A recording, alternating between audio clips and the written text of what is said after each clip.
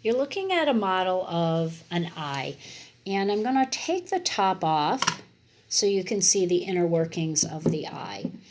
So as I look at this kind of from the side, you can see that there's a plastic layer. That plastic layer is meant to represent the cornea, or the outer layer of the eye, and it protects the inner workings of the eye. So we have the cornea, and what you can't see is behind the cornea there's space, and that space is for a fluid called aqueous humor. So we have two fluids in the eye, one called aqueous humor and one called vitreous humor. The aqueous humor is between the cornea and this brown portion. Let me turn it this way. That brown portion that you're seeing is actually the iris of the eye. That's what gives you your eye color. So that's the iris of the eye. And you notice that there's a hole. You can see it pretty well here.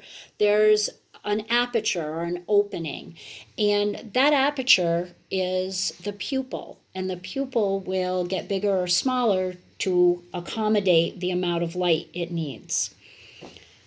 So as I'm going to remove the cornea, aqueous humor, and the iris and the pupil, and that's going to leave me with this. And this large plastic ball here is meant to represent the vitreous humor, the fluid, and I say fluid, but it's a very viscous type fluid in the eye.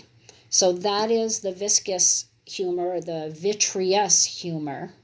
And this right in front of this is the lens of the eye, and the lens is what is going to focus what you're seeing. So I'm going to pull this out here so you can see it. But the light will go through the lens, and the lens can change its shape a little bit.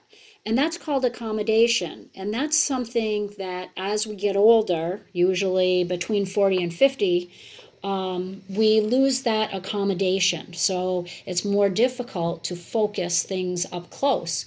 So that's when we start using cheaters or reading glasses, something like that to help us. So I'm going to take out the vitreous humor here, but the vitreous humor has one other piece that I would like to show you, so we'll leave that right here.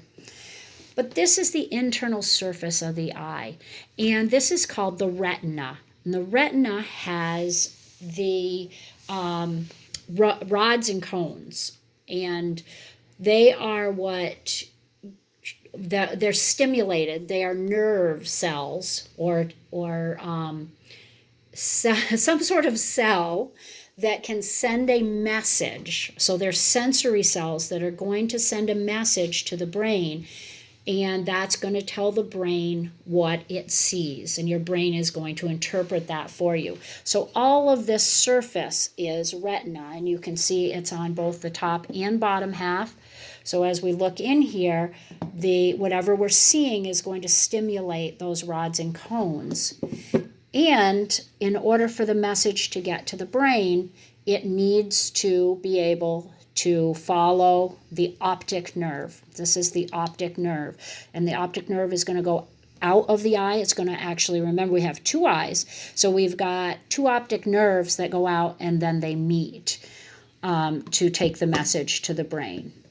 So that is how our brain works, or our eye works. But in the brain, the part of the brain that is going to get this message is going to be in the occipital lobe. So that one in the back, our optic nerve is going to run to the occipital lobe.